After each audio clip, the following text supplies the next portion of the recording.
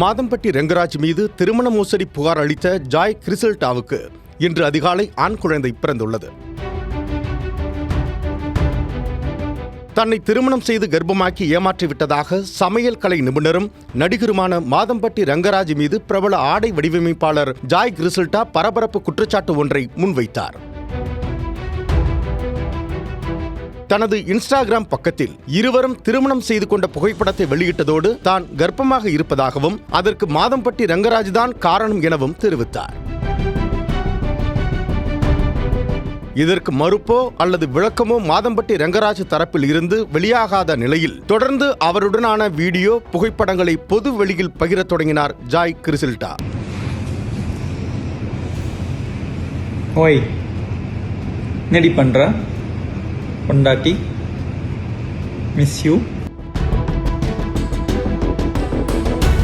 இது தொடர்பாக அவர் அளித்த நேர்காணலில் தனக்கும் முதல் மனைவியான ஸ்ருதிக்கும் இடையே விரிசல் ஏற்பட்டு இருவரும் விவாகரத்துக்காக காத்திருப்பதாக கூறி மாதம்பட்டி ரெங்கராஜ் தன்னிடம் பழகி ஏமாற்றிவிட்டதாகவும் தற்போது தான் கர்ப்பமாக இருப்பது தெரிந்தும் தன்னிடம் இருந்து விலகி இருப்பதாகவும் குற்றச்சாட்டை முன்வைத்தார். அத்தோடு கமிஷனர் அலுவலகத்திலும் மாதம்பட்டி ரெங்கராஜ் மீது புகாரும் அளித்திருந்தார். ஆனால் காவல் நிலையத்தில் தன்னை அங்கும் இங்கும் அலைக்கழிப்பதாக கூறி நீதிமன்றத்தில் வழக்கையும் தொடர்ந்தார். இதற்கிடையில் கடந்த 16ஆம் தேதி சேப்பாக்கத்தில் உள்ள மாநில மகளிர் ஆணையத்தில் மாதம்பட்டி ரெங்கராஜ் தனது மனைவி ஸ்ருதியுடனும் வழக்கறிஞருடனும் ஜாய் கிறிசல்டாவும் விசாரணைக்காக நேரில் ஆஜராகினர்.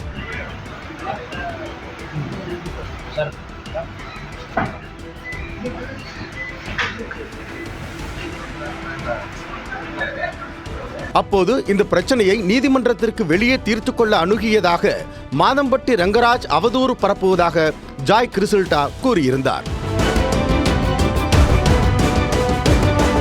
இந்த நிலையில் சென்னை குடும்ப நல நீதிமன்றத்தில் ஜாய் கிறிசல்டா புதிய மனு ஒன்றை தாக்கல் செய்துள்ளார். அம்மனுவில் 7 மாத கர்ப்பிணியாக இருக்கும் தனக்கு மருத்துவ செலவு, வீட்டு வாடகை, இதர செலவுகளுக்காக மாதம் 6,50,000 பராமரிப்பு தொகையாக வழங்க உத்தரவிட வேண்டும் என கோரியிருக்கிறார்.